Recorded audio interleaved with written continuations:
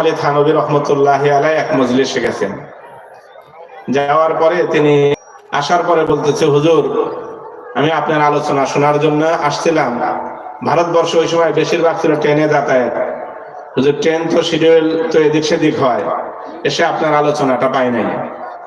তো থানভী রহমতুল্লাহি আলাইহি দেখলেন যে সময়ও যেহেতু আছে, তাহলে কিছু আলোচনা নাকি শোনায় দেওয়া যাক। পরে উনি পুরা বড়া মজলিসে 1.5 ঘন্টা পরে যে আলোচনাটা করছেন, ওই একজন লোককে সামনে নিয়ে পুরা 1.5 ঘন্টার আলোচনা করেছেন। সুবহানাল্লাহ। পরে থানভী রহমতুল্লাহ আলাইহিকে মানুষজন জিজ্ঞাসা করেছেন, হুজুর ঘটনা বুঝলাম না, আপনি কেন এই 1.5 ঘন্টার আলোচনা আবার লম্বা করে আবার আলোচনা করলেন সব কেবলমাত্র একজন মানুষের জন্য? তখন থানভী রহমতুল্লাহ আলাইহি উত্তর দিলেন যে আসলে তো আমি আলোচনা করি মানুষের হেদায়েতের জন্য। মানুষ যাতে হেদায়েত পায়, মানুষ যাতে সঠিক পথ পায়, এই জন্যই তো আমার আলোচনা। অতএব হাজারো মানুষের সামনে আমার আলোচনা করতে হবে এটা তো জরুরি নয়। আমার কথা শুনে, কোরআন হাদিসের কথা শুনে যদি একজন হেদায়েত পায়, বাস এনাফ, যথেষ্ট।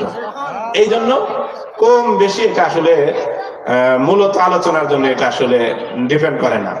মূল বিষয় হলো যে দিনের কথাগুলো শুনে আমি আপনি কতটুকু নিতে পারলাম।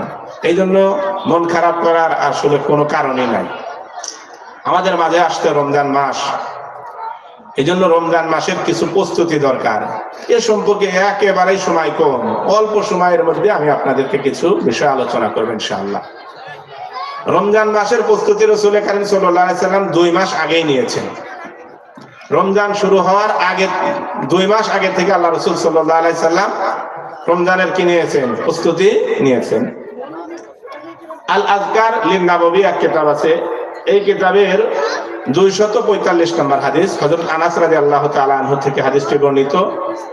যখন রজব মাস আসতো, শাবান মাস তারপর হলো রমজান মাস, যখন রজব মাস আসতো রমজানের 2 মাস আগেই, এখন শাবান মাস চলে, এর আরো 1 মাস আগে থেকে আল্লাহ রাসূল সাল্লাল্লাহু আলাইহি সাল্লাম দোয়া করতেন, আল্লাহুম্মা বারিক লানা ফি রজব ওয়া শাবান ওয়া বাল্লিগনা রমাদান। আমার সাথে সবাই বলেন, আল্লাহুম্মা বারিক লানা ফি রজব ওয়া শাবান ওয়া বাল্লিগনা রমাদান। এটা রজব মাস এবং শাবান মাসের একটা গুরুত্বপূর্ণ আমল।